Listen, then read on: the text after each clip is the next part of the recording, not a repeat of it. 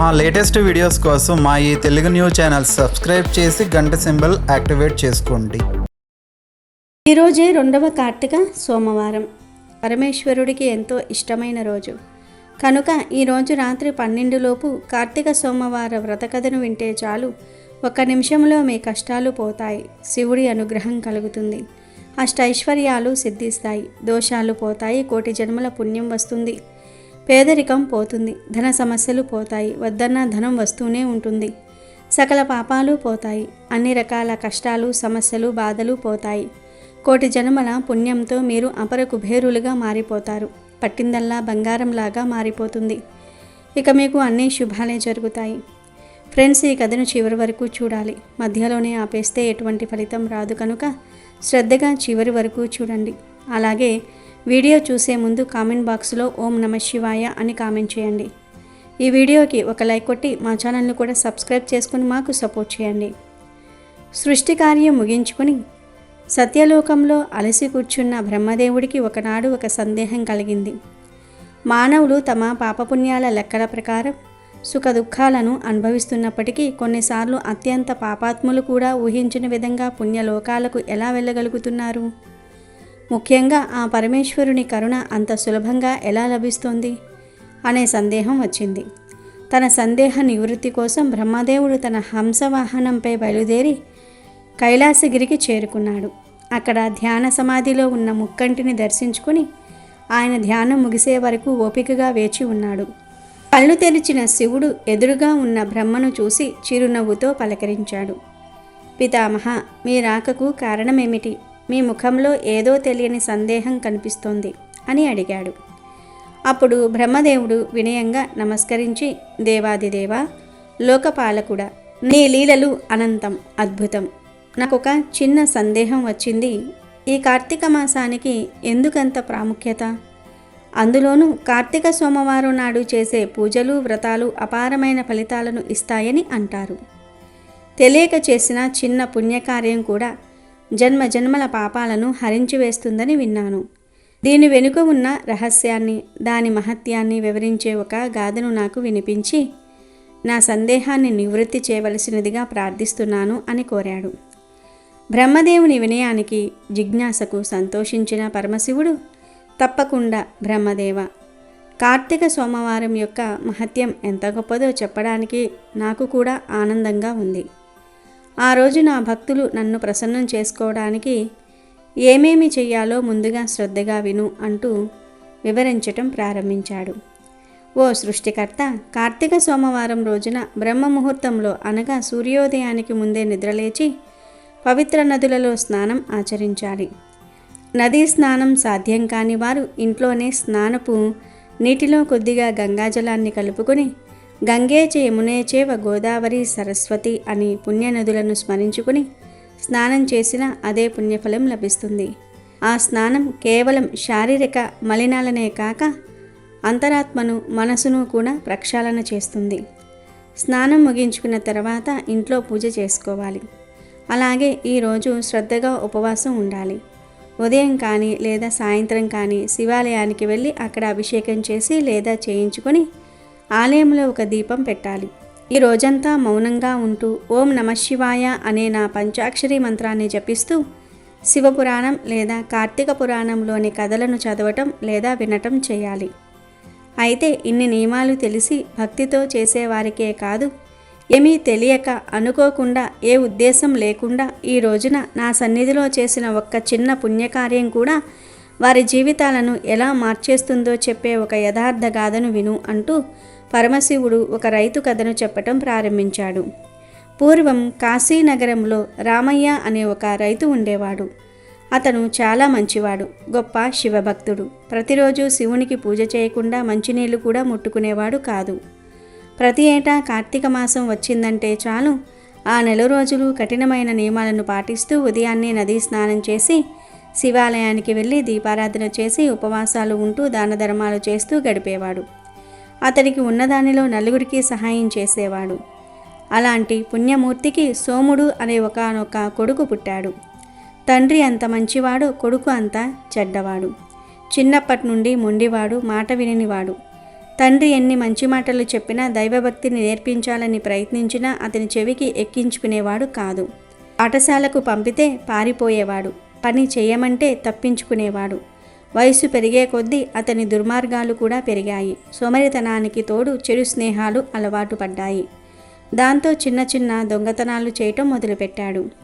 రామయ్య తన కొడుకు ప్రవర్తనకు ఎంతో కుమిలిపోయేవాడు.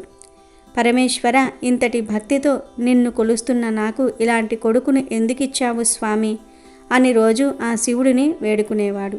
కానీ సోముడిలో మాత్రం ఎలాంటి మార్పు రాలేదు.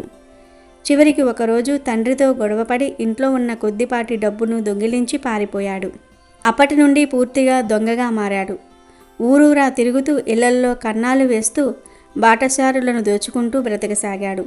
అతని పేరు చెప్తేనే చుట్టుప్రక్కల గ్రామాల ప్రజలు భయపడిపోయేంతగా తయారయ్యాడు. కాలం గడిచింది. పవిత్రమైన కార్తీక మాసం ప్రవేశించింది. ఒక కార్తీక సోమవారం నాడు సోముడు ఒక గ్రామంలో దొంగతనం చేయడానికి ప్రయత్నించి విఫలమయ్యాడు. గ్రామస్తులు అతన్ని పట్టుకోవడానికి తరుముతూ ఉండగా వారి నుండి తప్పించుకొని ఒక దట్టమైన అడవిలోనికి పారిపోయాడు. రోజంతా ఆహారం దొరకలేదు. దాహం వేసిన నీరు కూడా తాగలేదు. తెలియకుండానే అతడు ఆ రోజు ఉపవాసం ఉన్నాడు. చీకటి పడే సమయానికి అడవిలో నడుస్తూ నడుస్తూ అలసిపోయి ఒకచోట ఆగిపోయాడు. చుట్టూ దట్టమైన చీకటి, క్రూర మృగాల అరుపులు అతనికి భయాన్ని కలిగించాయి. అలా భయంతో ముందుకు సాగుతూ ఉండగా దూరంగా శిథిలావస్థలో ఉన్న ఒక పాడుబడిన కట్టడం కనిపించింది. దగ్గరికి వెళ్ళి చూడగా అది ఒక పురాతన శివాలయం. గుడి గోపురం కూలిపోయి గోడలు బద్దలై లోపలంతా గబ్బిలాలు, పాములతో నిండి ఉంది. కనీసం ఆ రాత్రికి ఇక్కడ తలదాచుకోవచ్చునని అనుకుని సోముడు నెమ్మదిగా ఆ ఆలయంలోనికి ప్రవేశించాడు. లోపల చిమ్మ చీకటిగా ఉంది. ఏ పురుగు పుట్ర ఉందోనని భయమేసింది. ఆ రోజు ఉదయం ఒక ఇంట్లో దొంగిలించిన మూటలో ఒక చిన్న నూనె బుడ్డి, బట్టల మధ్య చిక్కుకున్న పాత బట్ట ముక్క ఒకటి ఉన్నాయి. ఆ నూనెను ఆ బట్ట ముక్కకు అద్ది ఎలాగోలా నిప్పు రాజేసి ఒక దీపంలో వెలిగించాడు. ఆ దీపాన్ని గర్భగుడి ముందు ఉన్న ఒక రాయిపై పెట్టాడు. అతని ఉద్దేశం దైవం మీద భక్తితో దీపం పెట్టడం కాదు, ఆ వెలుగులో చుట్టూ ఏముందో చూసుకోవడానికి, ఏమైనా పాములు ఉంటే వాటి నుండి రక్షించుకోవడానికి మాత్రమే. ఆ దీపం వెలుగులో గర్భగుడిలో ఒక శివలింగం ఉండటం గమనించాడు. కానీ దాని గురించి పట్టించుకోకుండా ఒక మూలన ముడుచుకుని పడుకున్నాడు. ఆకలి, అలసటతో కొద్దిసేపటికే నిద్రలోనికి జారుకున్నాడు. అంతలో ఆలయంలోని పుట్టల నుండి ఒక భయంకరమైన నల్లత్రాచుపాము బయటకు వచ్చి నిద్రపోతున్న సోముణ్ణి కాటువేసింది. విషం తలకెక్కి సోముడు అక్కడికక్కడే ప్రాణాలు విడిచాడు. సోముడి ప్రాణం శరీరాన్ని విడిచిపెట్టిన వెంటనే ఆ ప్రదేశంలో ఒక వింత సంఘటన జరిగింది. పాశాంకుశాలను చేతబట్టి భయంకరమైన రూపాలతో యమభటులు అక్కడికి చేరుకున్నారు. వారు సోముడు జీవుడిని తమ పాశాలతో బంధించి నరకానికి లాక్కెళ్లడానికి సిద్ధమయ్యారు. ఓరి పాపాత్ముడా, బ్రతికినంతకాలం దొంగతనాలు, అబద్ధాలు, హింస తప్ప ఒక్క మంచి పని కూడా చేయలేదు. నీ తల్లిదండ్రులను కన్నీరు పెట్టించావు. నీకు రౌరవాది నరకాలే గతి అంటూ వారు గర్జించారు. కానీ అదే సమయంలో త్రిశూలాలు ధరించి దేహకాంతితో వెలిగిపోతున్న శివగణాలు కూడా అక్కడ ప్రత్యక్షమయ్యారు. వారు యమభటులను అడ్డగించి, ఆగండి, ఇతను మావాడు, ఇతడిని కైలాసానికి తీసుకువెళ్ళడానికి మేము వచ్చాము అని పలికారు. అది విన్న యమభటులకు తీవ్రమైన ఆగ్రహం వచ్చింది. ఏమిటి, ఈ దొంగను, ఈ దుర్మార్గుణ్ణి మీరు కైలాసానికి తీసుకువెళ్తారా? సృష్టి ధర్మానికి ఇది విరుద్ధం. ఇతని పాపాల చిట్టా మా వద్ద ఉంది. ఇతను నరకానికే అర్హుడు అని వాదించారు. దానికి శివగణాలు శాంతంగా, మీరు చెప్పింది నిజమే కావచ్చు, ఇతను పాపి అనటంలో సందేహం లేదు. కానీ ఈరోజు కార్తీక సోమవారం, ఇతడు తెలియకుండానే రోజంతా ఉపవాసం ఉన్నాడు. అంతటితో ఆగకుండా ఈ పాడుబడిన శివాలయంలో దీపం వెలిగించాడు.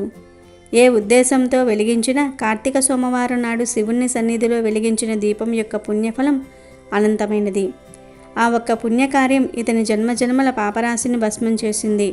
కాబట్టి ఇతనికి కైలాస ప్రాప్తి లభించి తీరుతుంది అని బదులిచ్చారు. ఇరు వర్గాల మధ్య వాదన తీవ్ర స్థాయికి చేరింది. యమభటులు తమ ధర్మాన్ని, శివగణాలు శివుని ఆజ్ఞను ఉల్లంఘించమంటూ ఎవరూ వెనక్కి తగ్గలేదు.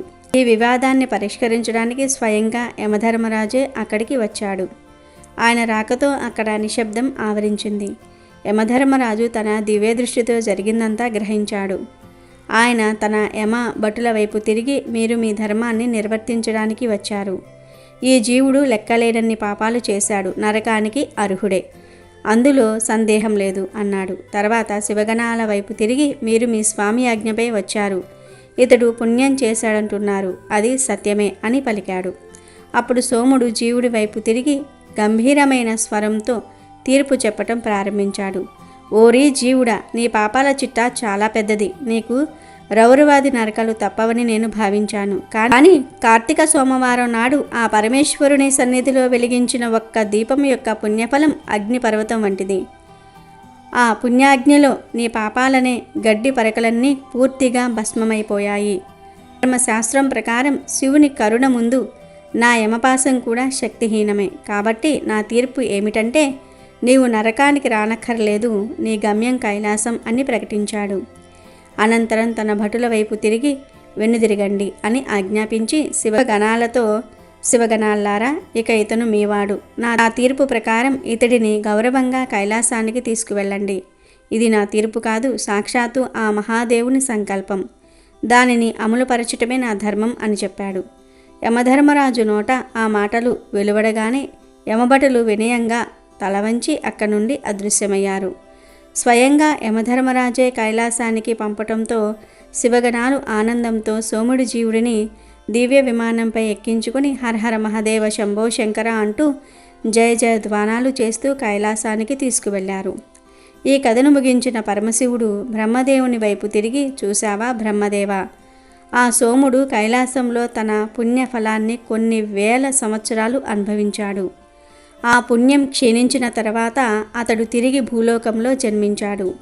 అయితే కార్తీక సోమవారం నాడు వెలిగించిన ఆ దీపపు పుణ్యశేషం కారణంగా అతడు ఒక సామాన్యుడిగా కాకుండా కుంతల దేశానికి మహారాజుగా జన్మించాడు.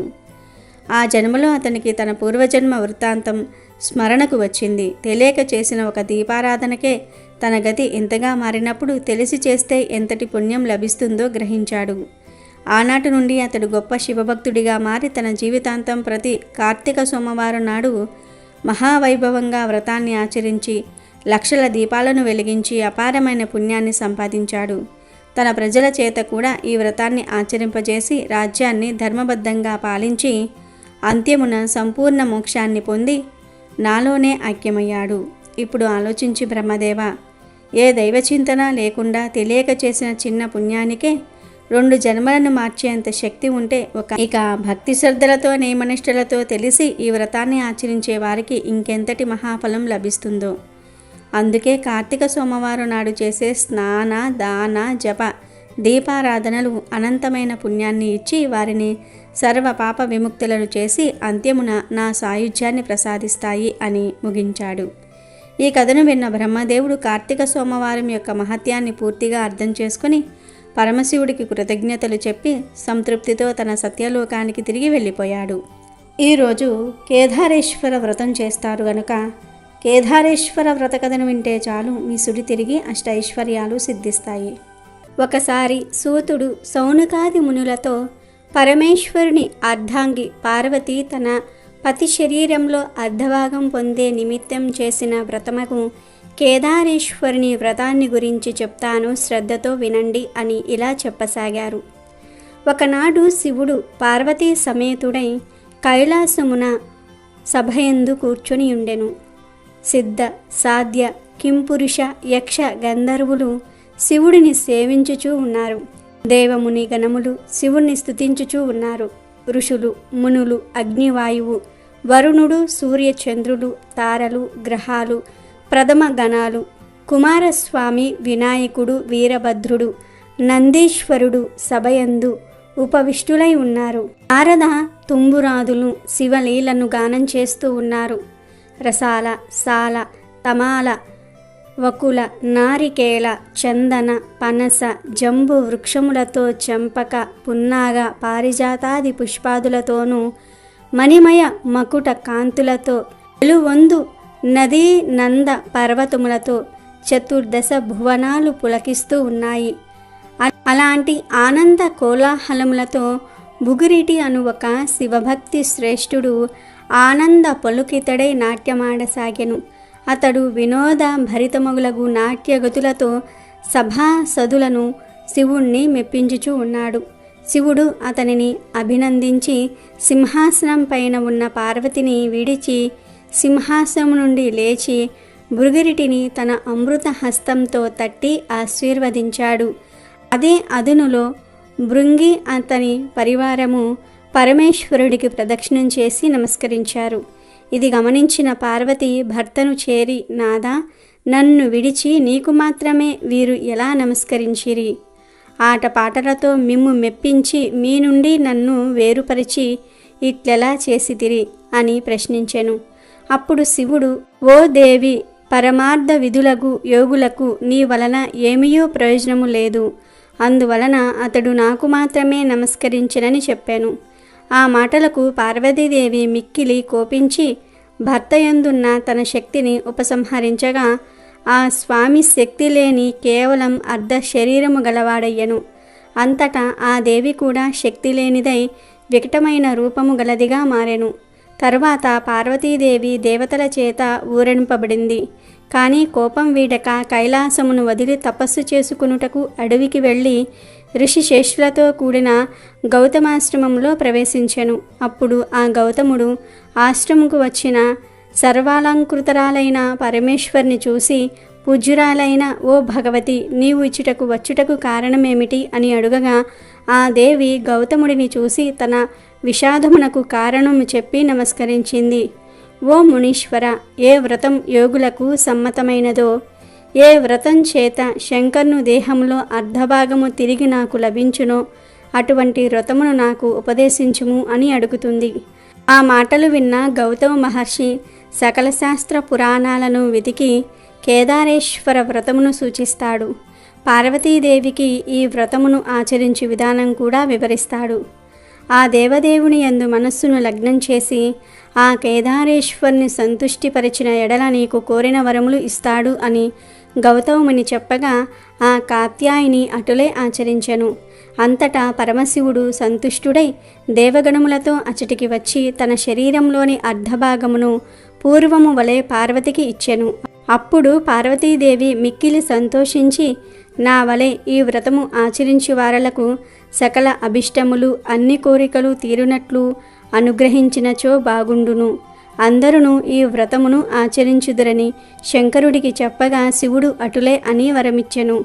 కొంతకాలమునకు శివభక్తి కల చింతాంగదుడు అనే ఒక గంధర్వుడు నందీశ్వరుని వలన ఆ వ్రత విధానమును తెలుసుకొని మనుష్యలోకమునకు వెళ్ళి అందరికీ చెప్పాలనే కోరికతో ఉజ్జయిని పట్టణమును చేరి వజ్రదంతుడని రాజుకు ఆ వ్రతమును ఉపదేశిస్తాడు.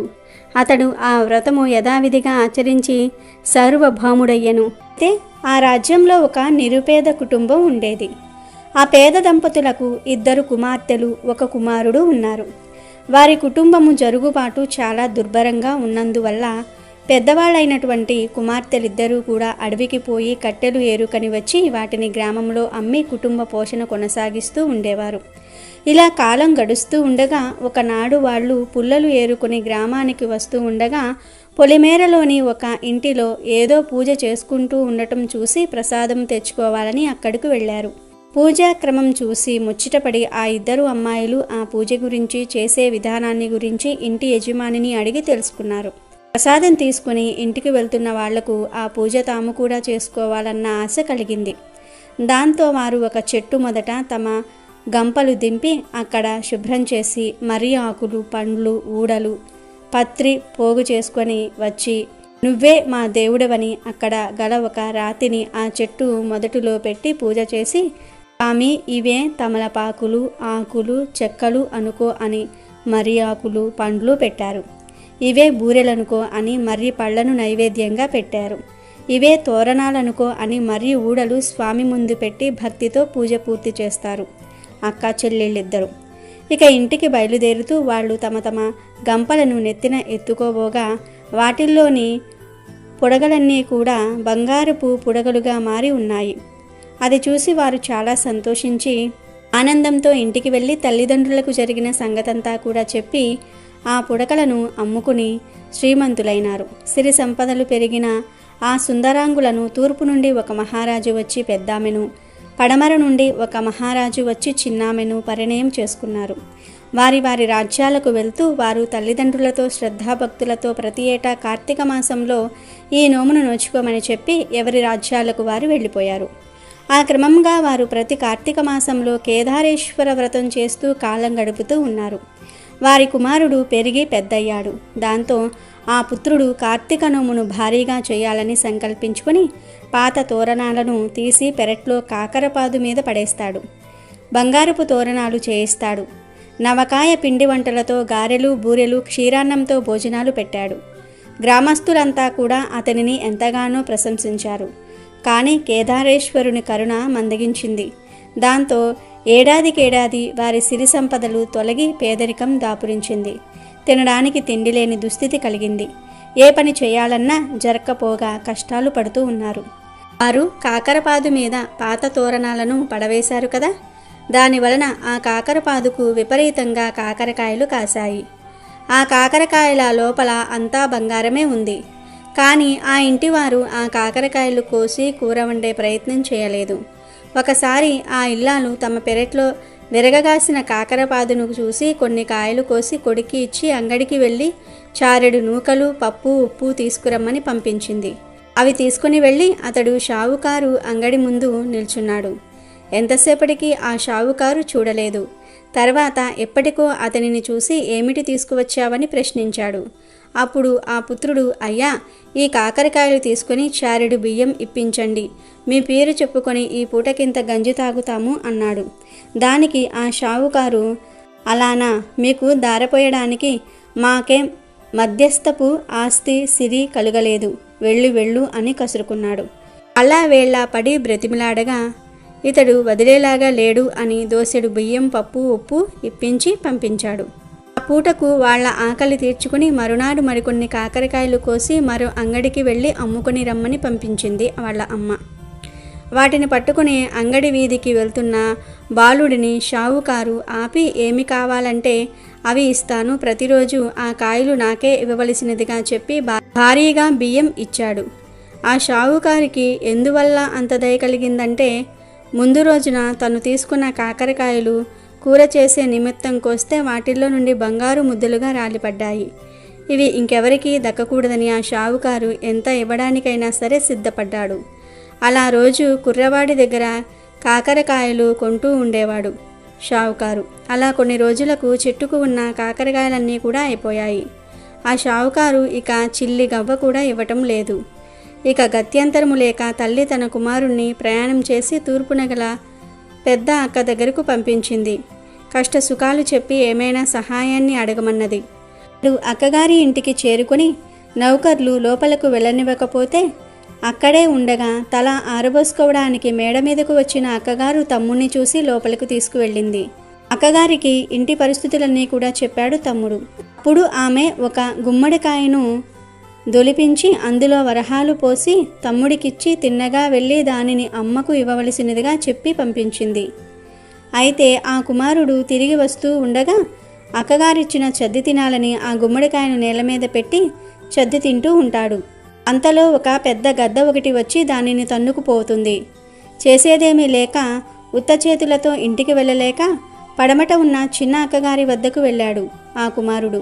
నౌకర్ల వల్ల అతని రాకను విని ఆమె బయటకు వచ్చి తమ్ముణ్ణి లోపలికి తీసుకుని వెళుతుంది. కష్ట సుఖాలు అడిగి తెలుసుకుంటుంది. ఒక చెప్పుల జతలో వరహాలు పెట్టి కుట్టించి దానిని ఎక్కడా కూడా విడవక తిన్నగా ఇంటికి వెళ్ళు అని చెప్పి పంపిస్తుంది. ఆ అక్క ఏమీ ఇవ్వలేదు, ఈ అక్క ఏమీ ఇవ్వలేదు అని బాధపడుతూ ఇంటికి బయలుదేరాడు తమ్ముడు. ఎండ తీవ్రతకు దాహం వేసి ముఖం కడుక్కొని కాసిన్ని మంచినీళ్లు త్రాగాలని నిర్ణయించుకున్నాడు. గారు ఆ జోళ్లను ఎక్కడా విడవవద్దు అని చెప్పటం వల్ల చెప్పులతోనే చెరువులోనికి దిగాడు. కానీ ఆ బురదలో కూరుకుపోయి ఎంత వెదికినా జోళ్లు దొరకలేదు. ఈ సంగతంతా కూడా చెప్పి పెద్ద అక్కగారిని సాయం అడగాలని తిరిగి ఆమె వద్దకు వెళ్ళాడు. అది కార్తీక మాసం. ఆమె కేదార నోము నోచుకుంటున్నది. అప్పుడు ఆమె ఆడంబరంగా నోము నొయ్యటం వలనే తన పుట్టింటిలో దారిద్రము తాండవిస్తుందని గ్రహించి తమ్ముడి చేత ఆ నోము నోయించి ఆడంబరము కాదు నాయన ముఖ్యం అని చెప్పి ఇంటికి వెళ్ళి కేదార నోమును నొయ్యండి అని చెప్పి కొంత డబ్బులిచ్చి పంపిస్తుంది. అతడు ఇంటికి వస్తూ ఉండగా గుమ్మడికాయ పండు తను లోగడ విడిచిన చోట కనిపించింది. చెరువు ఎండి చెప్పులు పైకి వచ్చాయి. వాటిని తీసుకుని ఇంటికి వచ్చి విషయాలన్నిటినీ కూడా వివరించి కేదార నోమును భక్తి ప్రవర్తులతో జరిపించాడు ఆ కుమారుడు. దాంతో క్రమక్రమంగా సిరులు పుంజుకుని తిరిగి పూర్వ వైభవంతో జీవించారు. ఉద్యాపన. ఇది కార్తీక మాసంలో సోమవారాల్లో ముఖ్యంగా 3వ సోమవారము, అలాగే కార్తీక పౌర్ణమి రోజు కుటుంబ సమేతంగా ఆ రోజున చేయాలి. ఉదయం నుండి ఉపవాసం ఉండి సాయంత్రము పరమేశ్వరుని ఫల పుష్ప పత్రితో పూజించాలి. పాత తోరణాలను కొత్త వాటితో పాటు స్వామి సన్నిధాన పెట్టాలి. స్వామికి బూరెలు నైవేద్యంగా పెట్టాలి. ఈ బూరెలను నోము నోచుకున్న కుటుంబీకులు మాత్రమే తినాలి. పున్నమి చంద్రుణ్ణి చూసి ఆహారం తీసుకోవాలి. తోరాలు చేతికి కట్టుకుని కాసేపు ఉంచుకుని తీసి వాటిని మరుసటి సంవత్సరానికి భద్రపరుచుకోవాలి.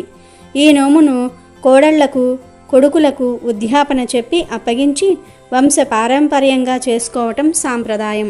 కాబట్టి ఈ కేదారేశ్వర వ్రతం చాలా విశేషమైనది. ఈ వ్రతం చేసిన వారికి సకల సంపదలు కలుగుతాయి. దంపతుల మధ్య సమస్యలు ఉండవు. అష్టైశ్వర్యాలు సిద్ధిస్తాయి అని సూతుడు సౌనకాది మునులతో చెప్పాడు. ఈ కథ విన్నవారికి సకల శుభాలు కలుగుతాయి. జన్మ జన్మల పాపాలు పోయి కోటి జన్మల మహాపుణ్యం కలుగుతుంది. అలాగే ఈరోజు కార్తీక పురాణంలోని ఈ పవిత్ర కథను వింటే చాలు, మీ పాపాలన్నీ పోతాయి, జన్మ జన్మల పుణ్యం వస్తుంది, కష్టాలు పోయి మీరు అపరకుబేరులుగా మారిపోతారు. పూర్వకాలంలో కాశ్మీర్ దేశంలో ఒక బ్రాహ్మణుడు ఉండేవాడు. అతడు పురోహిత వృత్తిని చేపట్టి తన కుటుంబాన్ని పోషించుకుంటూ ఉండేవాడు. అతనికి చాలా రోజులకి ఒక కుమార్తె జన్మించింది. ఆమె పేరు స్వాతంత్ర్య నిష్ఠరి.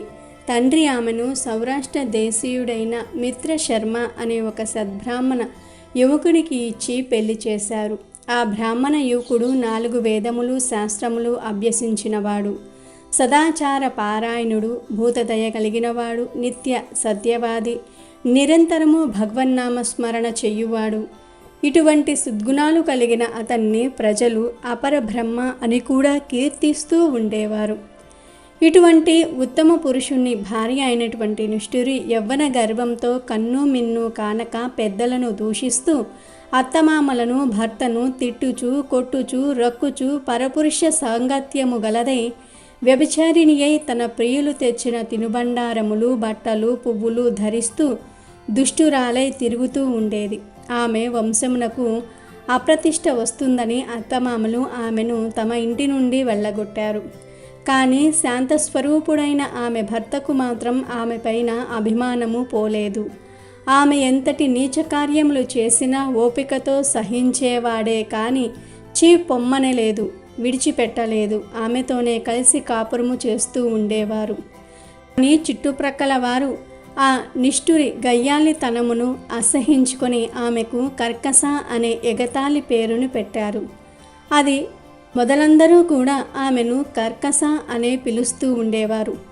ఇట్లు కొంతకాలము అయ్యాక ఆ కర్కస ఒకనాటి రాత్రి సయ్యపై తన భర్త గాఢ నిద్రలో ఉన్న సమయము చూసి మెల్లగా లేచి తాళి కట్టిన భర్త అన్న విచక్షణ కానీ దయా దాక్షాణ్యాలు కానీ లేకుండా ఒక బండరాతిని తెచ్చి అతని తలపై గట్టిగా కొట్టింది.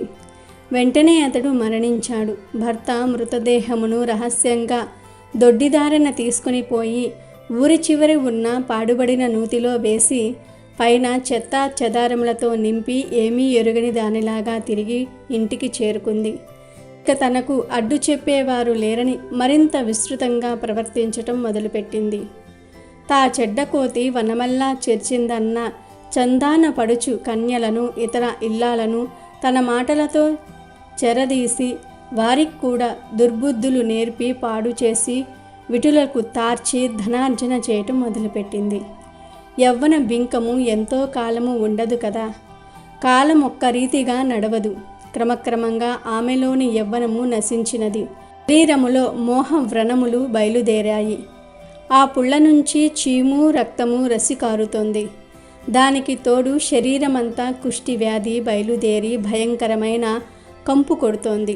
రోజురోజుకు ఆమె శరీర పటుత్వము కృషించి కురీపిగా మారి భయంకర రోగములతో బాధపడుతోంది. ఆమె యవ్వనంలో ఉండగా ఎన్నో విధాల తృప్తి కలిగించిన విటలులు ఏ ఒక్కరూ కూడా ఇప్పుడు ఆమెను కన్నెత్తి కూడా చూడటం లేదు. కర్కశ ఇలా నరక బాధలను అనుభవిస్తూ కొంతకాలానికి పురుగులు పట్టి చనిపోయింది. బ్రతికినన్నాళ్ళు కూడా ఒక్కసారైనా సరే పురాణ శ్రవణమైనా చెయ్యని పాపిష్ఠురాలు కదా. చనిపోయిన వెంటనే భయంకరులైన యమభటులు ఆమెను తీసుకుని పోయి ప్రేతరాజైన యముని సన్నిధిలో ప్రవేశపెట్టారు. యమధర్మరాజు చిత్రగుప్త వారిచే ఆమె పాపపుణ్యముల జాబితాను చూపించి, భటులారా, ఈమె పాపచరిత్ర అంతింతా లేదు. వెంటనే ఈమెను తీసుకుని వెళ్ళి ఎర్రగా కాల్చిన ఇనుప స్తంభములకు కట్టేయండి అని ఆజ్ఞాపించారు. విటులతో సుఖించినందుకు గాను యమభటులు ఆమెను ఎర్రగా కాల్చిన ఇనుప స్తంభమును కౌలించుకోమని చెప్పారు. భర్తను బండరాతితో కొట్టి చెప్పినందుకు గాను ఇనుప గదలతో కొట్టారు. పతివ్రతలను వ్యభిచారిణులుగా మార్చిన పాపానికి సలసలా కాగిన నూనెలో పడేశారు. తల్లిదండ్రులకు అత్తమామలకు అపకీర్తి తెచ్చినందుకు సీసము కరిగించి నోటిలోనూ చెవులలోనూ పోసి ఇనుప కడ్డీలు కాల్చి వాతలు పెట్టారు. చివరికి కుంభీపాకమనే నరకములో పడవేశారు. అందులో ఉండే ఇనుప ముక్కలు గల కాకులు, విషసర్పాలు, తేళ్లు, జెరులు ఆమెను కుట్టాయి. ఆమె చేసిన పాపములకు గాను ఇటు 7 తరాల వాళ్ళు, అటు 7 తరాల వాళ్ళు నరక బాధలు పడుతూ ఉన్నారు. ఈ ప్రకారముగా నరక బాధలను అనుభవించి చివరికి కళింగ దేశములో కుక్క జన్మ ఎత్తిందా నిష్ఠురి.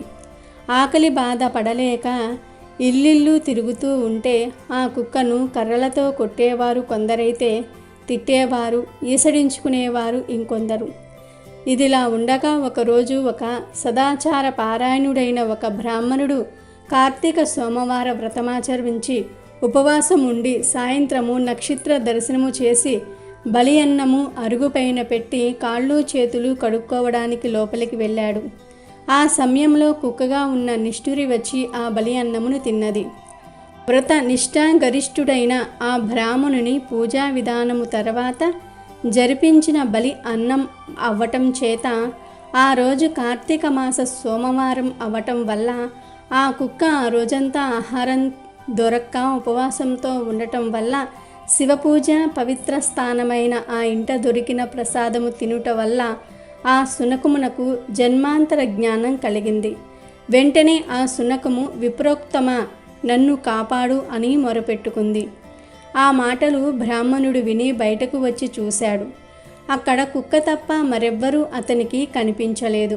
దాంతో లోపలికి వెళ్ళబోతూ ఉండగా మళ్ళీ రక్షించుము రక్షించుము అని కేకలు వినిపించాయి. దాంతో ఆ విప్రుడు బయటకు వచ్చి ఆ మాటలు ఆ శునకము మాట్లాడుతుందని గ్రహించి, ఎవరు నీవు, నీ వృత్తాంతమేమిటి అని అడిగాడు. అప్పుడు ఆ కుక్క, మహానుభావ, ఈ పుట్టుకకు వెనుక 15 జన్మలలో నేను వరుసగా విప్ర కులాంగనని, వ్యభిచారిణినై, అగ్నిసాక్షిగా పెళ్లాడిన భర్తను చంపి వృద్ధాప్యములో కుష్ఠిరాలినై తనువు చాలించాను. ఆ తరువాత యమదూతల వల్ల మహానరకం అనుభవించి నా పూర్వీకుల పుణ్యము వల్ల ఈ జన్మలో కుక్కగా పుట్టాను. ఈరోజు మీరు కార్తీక సోమవార వ్రతము చేసి ఇక్కడ ఉంచిన బలి అన్నమును తినటం వల్ల నాకు ఈ జ్ఞానోదయము కలిగినది. కాబట్టి ఓ విప్రోత్తమ, నాకు మహోపకారంగా మీరు చేసిన ఒక్క కార్తీక సోమవార వ్రత ఫలాన్నిచ్చి నాకు మోక్షము కలిగించమని ప్రార్థిస్తూ ఉన్నాను అని వేడుకుంది.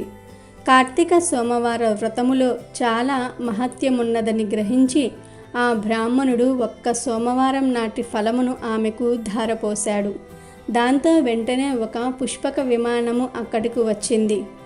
ఆమె అందరికీ నమస్కారం చేసి అందరూ చూస్తూ ఉండగానే ఆ విమానమెక్కి శివ సాన్నిధ్యము చేరింది. కాబట్టి ఎవరైతే కార్తీక సోమవార వ్రతాన్ని ఆచరిస్తారో వారు శివ సాయుధ్యాన్ని పొందుతారని ఈ కథ ద్వారా మనకు తెలుస్తుంది. అదేవిధంగా ఈరోజు పిసినారి శివభక్తురాలి కథను వింటే చాలు, పేదరికం పోతుంది, నరక బాధలు తప్పుతాయి, అష్ట ఐశ్వర్యాలు సిద్ధిస్తాయి. అనగనగా ఒక నగరంలో సావిత్రి అనే ఒక మహా ధనవంతురాలు ఉండేది. ఆమె భవంతి ఆకాశాన్ని తాకేంత ఎత్తులో ఇంద్రభవనాన్ని తలపించేలా ఉండేది. ఆమె ఒంటిపై ఉన్న నగల కాంతి సూర్యుడిని సైతం సిగ్గుపడేలాగా చేసేది. ఆమెకు సంపదతో పాటు శివునిపై అపారమైన భక్తి కూడా ఉండేది.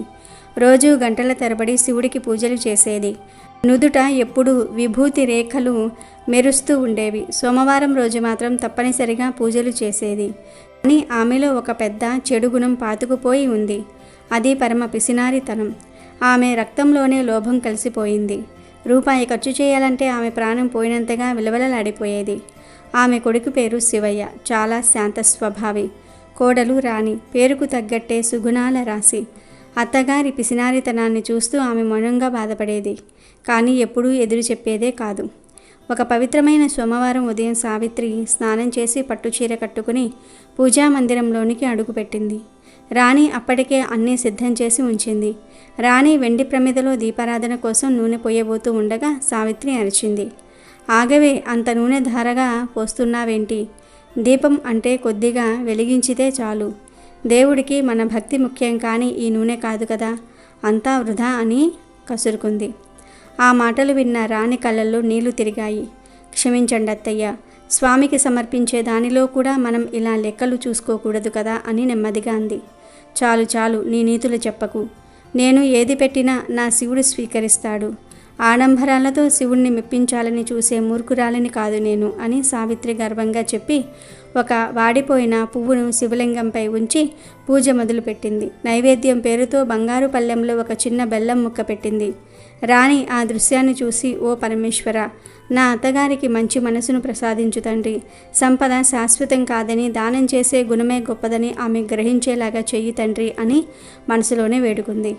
కైలాసంలో ధ్యానంలో ఉన్న పరమశివుడు రాణి ఆర్తనాదాన్ని విన్నాడు. సావిత్రి భక్తిలోని డొల్లతనాన్ని, ఆమె గుండెలోని పిసినారితనాన్ని గమనించాడు. ఆమెకు గుణపాఠం నేర్పించాలని, ఆమెలోని అజ్ఞానమనే చీకటిని తొలగించాలని నిర్ణయించుకున్నాడు. కొద్దిసేపటికే సావిత్రి ఇంటి ముందుకు ఒక వృద్ధ భిక్షగాడు వచ్చాడు. అతని బట్టలు చెరిగిపోయి ఉన్నాయి. శరీరం ఆకలితో నకనకలాడిపోతుంది. కళ్ళు లోపలికి పీకుపోయి ఉన్నాయి. కర్ర సహాయంతో బలహీనంగా అడుగులు వేస్తూ, భవతీ భిక్షాందేహి, 3 రోజులుగా పచ్చి మంచినీళ్లు కూడా ముట్టలేదు. ఆకలితో ప్రాణం పోతుంది. దయచేసి కాస్తంత అన్నం పెట్టమ్మా అని దీనంగా అడిగాడు.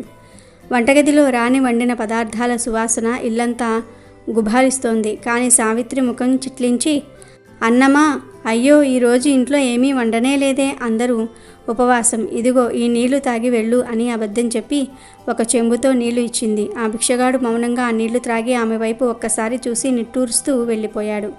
ఆ తర్వాత సావిత్రి వంటగదిలోనికి వెళ్ళి చూడగా నిలువెల్లా గజగజ వణికిపోయింది. వండిన పదార్థాలతో నిండుగా ఉన్న పాత్రలన్నీ ఖాళీగా ఉన్నాయి. ఒక్క మెతుకు కూడా లేదు. అయ్యో, నా వంట ఏమయ్యింది? రాణి, నువ్వేమైనా దాచిపెట్టావా అని కేకలు వేసింది. కానీ ఆమెకు లోపల భయం మొదలైంది. మరుసటి రోజు అదే భిక్షగాడు మళ్ళీ వచ్చాడు. ఈసారి అతని కళ్ళల్లో అంతులేని దుఃఖం ఉంది. అమ్మా, నిన్న ఆకలితో వెళ్ళాను. ఇంటికి వెళ్ళేసరికి నా భార్య చలికి తట్టుకోలేక చనిపోయింది. కనీసం ఆమె శవాన్ని కప్పెట్టడానికైనా ఒక పాత చీర దానం చెయ్యమ్మా అని ఏడుస్తూ వేడుకున్నాడు. సావిత్రికి జాలి కలగలేదు, పైగా విసుగొచ్చింది. పాత చీరలా? నా దగ్గర అలాంటివేమీ లేవు. నా పట్టు చీరలు నీలాంటి వాళ్లకు ఇవ్వడానికి కాదు. పో, ఇక్కడి నుంచి పో అని కఠినంగా తరిమేసింది. అతను మౌనంగా వెనుదిరిగాడు. సావిత్రి తన గదిలోనికి వెళ్ళి నిలువుటద్దం ముందు నిలబడి తన విలువైన పట్టు చీరల బీరువాను తెరిచి చూసింది. అంతే, ఆమె గుండె ఆగిపోయినంత పనైంది. వందలాది పట్టు చీరలతో నిండుగా ఉండాల్సిన బీరువా పూర్తిగా ఖాళీగా ఉంది. లోపల కనీసం ఒక్క దారపు పోగు కూడా లేదు. ఆమెకు కళ్ళ కింద భూమి కంపించినట్లుగా అనిపించింది. 3వ రోజు ఆ భిక్షగాడు పిచ్చివాడిలా ఏడుస్తూ తల బాదుకుంటూ వచ్చాడు. అయ్యో దేవుడా, అమ్మా, నా భార్య పోయింది. ఇప్పుడు నా ఒక్కగానొక్క కొడుకు కూడా నన్ను వదిలి వెళ్ళిపోయాడు. నా గతి ఏంటి తల్లి అని గుండెలు పగిలేలాగా రోదించాడు. ఆ మాటలు విన్న మరుక్షణమే అప్పటి వరకు ఆరోగ్యంగా ఉన్న సావిత్రి కొడుకు శివయ్య అమ్మా అని పిలుస్తూ ఉన్న చోటనే కుప్పకూలిపోయాడు. అతనిలో చలనం లేదు, శ్వాస లేదు. సావిత్రి ప్రపంచం ఒక్కసారిగా తలా తునకలయ్యింది. శివ, కన్నా అంటూ కొడుకుపై పడి బోరున విలపించింది. తన పిసినారితనం, తన అహంకారం, తన కఠినత్వం ఒక్కొక్కటిగా ఆమె కళ్ళ ముందు కదిలాయి. ఆ వచ్చింది సామాన్య భిక్షగాడు కాదు, నా భక్తిని పరీక్షించడానికి వచ్చిన ఆ పరమశివుడే. అయ్యో, ఎంత మూర్ఖురాలిని! నా సంపద, నా చీరలు పోయినా బుద్ధి రాలేదు. ఇప్పుడు నా ప్రాణానికి ప్రాణమైన కొడుకునే దూరం చేసుకున్నాను అని తల బాదుకుంది. ఆమెలోని అహంకారం పగిలిపోయింది. గర్వం కరిగిపోయింది. పిసినారితనం పశ్చాత్తాపపు కన్నీటిలో కొట్టుకుపోయింది. వెంటనే లోపలికి పరుగున వెళ్ళి ఒక పెద్ద పళ్ళెంలో పండ్లు, పూలు, కొత్త వస్త్రాలు ఉన్న ధనాన్ని తీసుకుని వీధుల్లోనికి పరిగెత్తింది. భిక్షగాడి కాళ్లపై పడి, స్వామి మహాదేవ, నన్ను క్షమించు. అజ్ఞానంతో కళ్ళు మూసుకుపోయి నిన్ను గుర్తించలేకపోయాను. నా ధనమదం నా కళ్ళను కప్పేసింది. నీకు పెట్టని ఈ సంపద నాకు వద్దు. నిన్ను అలంకరించని ఈ ప్రాణం నాకు వద్దు. దయచేసి నా బిడ్డ ప్రాణాలను నాకు భిక్షగా పెట్టు తండ్రి అని వేడుకుంది. ఆమెలోని పరివర్తనకు ఆర్తికి శివుడు చలించిపోయాడు. భిక్షగాడి రూపం మాయమే. ఆ స్థానంలో దివ్యమైన కాంతితో, చేతిలో త్రిశూలంతో, ప్రశాంతమైన వదనంతో సాక్షాత్తు పరమశివుడు ప్రత్యక్షమయ్యాడు. సావిత్రి, లే, మానవ సేవే మాధవ సేవ. నాకు చేసే ఆడంబర పూజల కన్నా అవసరంలో ఉన్న జీవికి చేసే సహాయమే నాకు అత్యంత ప్రీతికరమైనది. నీ గుండెలో కరుణ లేనప్పుడు నీ పూజలకు అర్థం లేదు. నీ తప్పును నువ్వు గ్రహించావు. నీలోని అజ్ఞానం తొలగిపోయింది. ఇదే నేను నీ నుంచి కోరుకున్నది అని ప్రసన్నంగా పలికి శివయ్య తలపై తన అభయహస్తాన్ని ఉంచాడు. వెంటనే శివయ్య నిద్రలో నుంచి లేచినట్లుగా లేచి కూర్చున్నాడు. ఆ రోజు నుండి సావిత్రి పూర్తిగా మారిపోయింది. తన ఆస్తిని పేదల కోసం, ఆర్తుల కోసం ధారపోసింది. అన్నదాన సత్రాలు కట్టించింది. ఎందరో పేదలకు అండగా నిలిచింది. నిజమైన భక్తి అంటే ఆడంబరంతో కాదు, ఆర్తితో ఉందని తెలుసుకుని తన మిగిలిన జీవితాన్ని సార్థకతం చేసుకుంది. అలాగే ఈరోజు ఒక చిన్న పిల్ల కోసం పరమేశ్వరుడు పాలను ఎందుకు త్రాగాడో తెలిపే ఈ కథను వింటే చాలు, మీ జీవితం అద్భుతంగా మారిపోతుంది. పరమేశ్వరుడి అనుగ్రహంతో సకల శుభాలు కలుగుతాయి. పూర్వం ఒక ఊళ్ళో శివదేవుడు అనే గృహస్థుడు ఉండేవాడు. అతడు మహాశివభక్తుడు. రోజు తమ ఊళ్ళో ఉన్న శివాలయానికి శివదేవుడు వెళ్ళేవాడు. ఒట్టి చేతులతో వెళ్లకుండా బాగా కాచి చల్లార్చిన కుంచెడు పాలు ఆలయానికి పట్టుకు వెళ్ళేవాడు. శివుడికి వాటిని నైవేద్యంగా ఆరగింపు చేసేవాడు. అలా భక్తితో స్వామికి నమస్కరించి ఆపై పాలను ఇంటికి తీసుకువెళ్ళేవాడు. ఇలా పరమ నిష్ఠతో ప్రతిదినం కుంచెడు పాలను శివుడికి ఆరగింపు చేసేవాడు. స్వామిని అర్చించేవాడు. ఉన్నట్టుండి ఒకనాడు శివదేవుడికి భార్యతో కలిసి పొరుగురికి వెళ్ళవలసిన పని పడింది. దాంతో తాను నిష్టగా చేసే శివపూజ, శివుడికి పాలను నివేదించే పని ఎలాగా అని ఆలోచించాడు. అప్పుడు ఇంట్లో అందరికన్నా చిన్నదైన కూతురిని దగ్గరికి పిలిచాడు. పాప, మేము ఊరికి వెళ్తున్నాము. ఊరు నుండి తిరిగి వచ్చేదాకా ఇంటి దగ్గరనే జాగ్రత్తగా ఉండు. ఇంకో ముఖ్యమైన పని ఉంది. అది ఏమిటి అంటే, మనం రోజు శివాలయంలో శివునికి పాలను ఆరగింపు చేసేవాళ్ళం కదా, ఆ పని కూడా నువ్వు చేయాలి. జాగ్రత్తగా కాచి చల్లార్చిన మంచి గోవు పాలను కుంచెడు కొలిచి పాత్రలో పోసుకొని గుడికి వెళ్ళాలి. అక్కడ స్వామికి ఆ పాలను అర్పించాలి. వెళ్తావు కదూ? ఇది మన నియమం తల్లి, వ్యర్థం కానివ్వకు. పాటలని అటు ఇటు పరిగెత్తకుండా, సామాసగెత్తలతో ఊరంతా తిరగకుండా ఇంటి పట్టునే ఉండి చెప్పిన పని చెయ్యమ్మా. మర్చిపోవు కదూ, మా బంగారం కదూ అని గడ్డం పట్టుకొని బతిమిలాడి మరీ చెప్పాడు. అలా గుడికి వెళ్ళే పని పాపకు అప్పగించాడు శివదేవుడు. పాప సరేనంది. దాంతో శివదేవుడు భార్యతో కలిసి పొరుగురు వెళ్ళాడు. మరుసటి రోజు పాప చాలా ఉత్సాహంగా, ఉల్లాసంగా స్నానాదులు ముగించుకొని మంచి గోవు పాలను మరగగాచి చల్లార్చి సరిగ్గా కుంచెడు పాలు కొలుచుకుని గిన్నెలో పోసుకుని గిన్నె చేతబట్టుకుని తను కట్టుకున్న పలుచని కొంగును పాల మీద కప్పి సరాసరి గుడికి చేరింది. గర్భాలయంలో కొలువై ఉన్న శివలింగమూర్తి ఎదుట పాలగిన్నెను ఉంచి 2 చేతులెత్తి స్వామికి మొక్కింది. పాలవైపు చేతులు చూపిస్తూ, శివయ్య, ఇవిగో పాలు నీకోసమే తెచ్చాను, ఆరగించవయ్యా అని శివుడికేసి చూసి చెప్పింది. ఎదురుగా నిలబడితే ఎలా తాగుతాడు అని కాస్త పక్కకు జరిగి చాటుకు నిలబడింది. కాసేపు అయ్యాక వచ్చి ఆ గిన్నెలో చూసింది. గిన్నెలో ఉన్న పాల వైపు విచిత్రంగా చూసింది. శివయ్య పాలు తాగలేదా? నీకోసమే తెచ్చాను తాగడానికి, ఏమిటి ఇబ్బంది? పాలు అలాగే ఉన్నాయి, తాగవా? తాగు తాగు అంటూ శివుడికేసి చూసి పురామయించింది. అయినా శివుడు పాలు తాగలేదు. చిన్నపిల్ల కదా, ఆ పాపకు చింత మొదలయ్యింది. అమ్మా నాన్నలు చెప్పి వెళ్ళారు, వాళ్ళు చెప్పినట్లు నేను చేశాను. ఎక్కడ ఏం లోపం జరిగిందో. శివుడేమో ఈరోజు పాలు త్రాగటం లేదు అని పాపకు భయం పట్టుకుంది. శివుడు పాలు త్రాక్కపోతే అమ్మా నాన్నలతో దెబ్బలు తినాల్సి వస్తుంది కదా అని శివుడి వైపు దీనంగా చూస్తూ, పాలెందుకు తాగలేదు తాగయ్యా, లింగమూర్తి అని ప్రాధేయపడింది. పాలు సరిగ్గా కాచలేదా, రుచిగా లేవా, సద్దిపాలు అనుకుంటున్నావా, అద్దెక్కిందనా, లేక పొగవాసన వస్తుందా, నీళ్లు కలిపాననా, ఆవు పాలు కాదనా, పోనీ ఆకలిగా లేదా, చిన్నపిల్ల తెస్తే నేను తాగాలా అని కోపంగా ఉందా, ఎందుకు తాగవయ్యా అంటూ నిలదీయటం మొదలెట్టింది. పరమశివ, పసిపాపను చేసి ఏమిటి ఈ సతాయింపు? ఆకలిగా లేదా, పోనీ అదైనా నోరు తెరిచి చెప్పాలి కదా. పోతే పోనీ, ఒక్క గుటకన్నా తాగితే నేను తృప్తి చెందుతాను కదా అంటూ పాప పరమశివుణ్ణి బ్రతిమలాడుతోంది. నువ్వు పాలు త్రాగలేదంటే మా అమ్మా నాన్నలు నన్ను కొడతారు, అలా కొట్టిస్తావా? నా మీద ప్రేమతోనైనా త్రాగవా?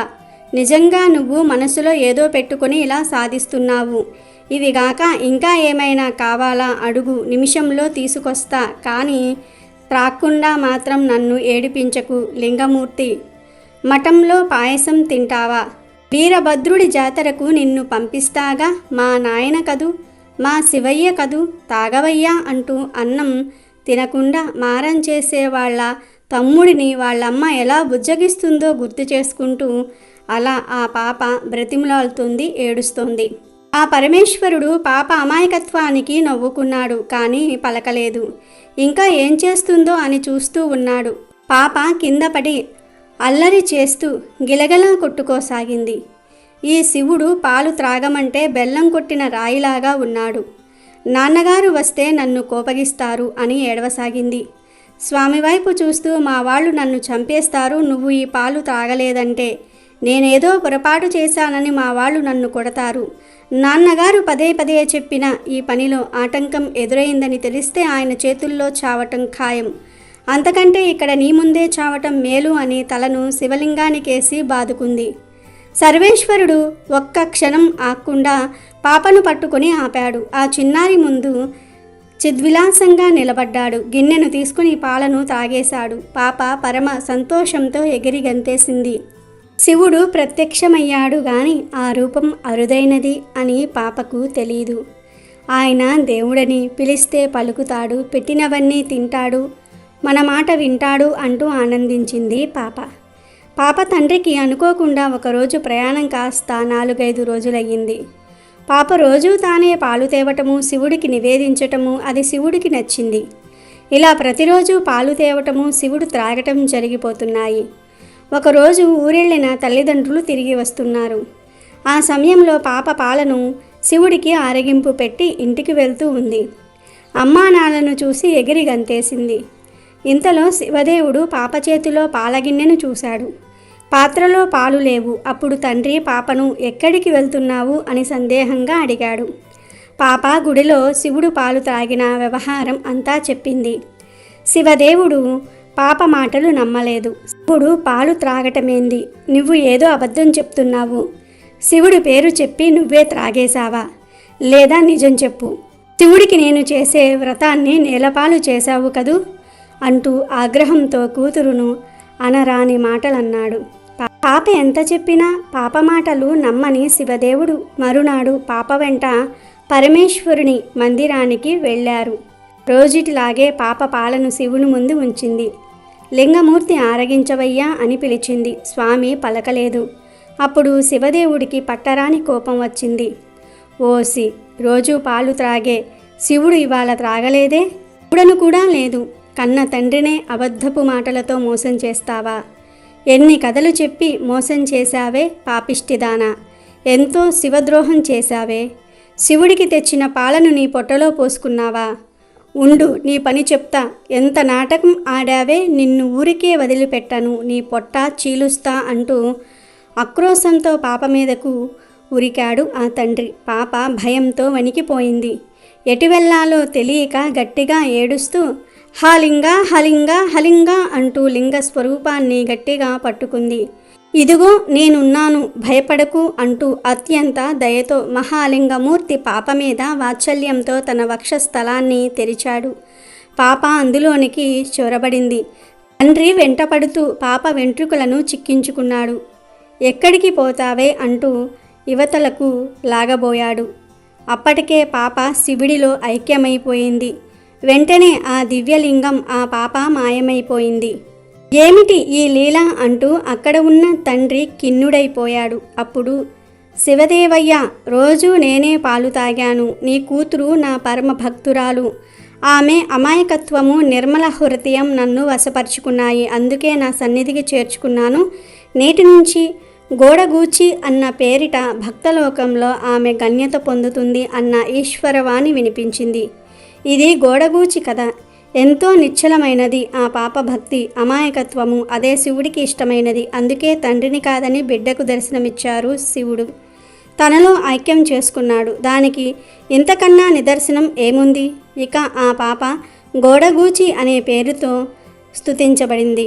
కాబట్టి ఈరోజు రాత్రి 12 లోపు ఈ కథలు వింటే చాలు. 1 నిమిషంలో మీ కష్టాలు పోతాయి. శివుడి అనుగ్రహం కలుగుతుంది.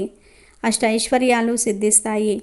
దోషాలు పోతాయి. కోటి జన్మల పుణ్యం వస్తుంది. పేదరికం పోతుంది. ధన సమస్యలు పోతాయి. వద్దన్న ధనం వస్తూనే ఉంటుంది. సకల పాపాలు పోతాయి. అన్ని రకాల కష్టాలు, సమస్యలు, బాధలు పోతాయి. కోటి జన్మల పుణ్యంతో మీరు అపర కుబేరులుగా మారిపోతారు. పట్టిందల్లా బంగారంలాగా మారుతుంది. ఇక మీకు అన్ని శుభాలే జరుగుతాయి. అమెజాన్లో బెస్ట్ డిస్కౌంట్స్ కోసం వీడియో డిస్క్రిప్షన్లో లింకు ఉంది, చూడండి. అలాగే మా టెలిగ్రామ్ ఛానల్ సబ్స్క్రైబ్ చేసుకోండి.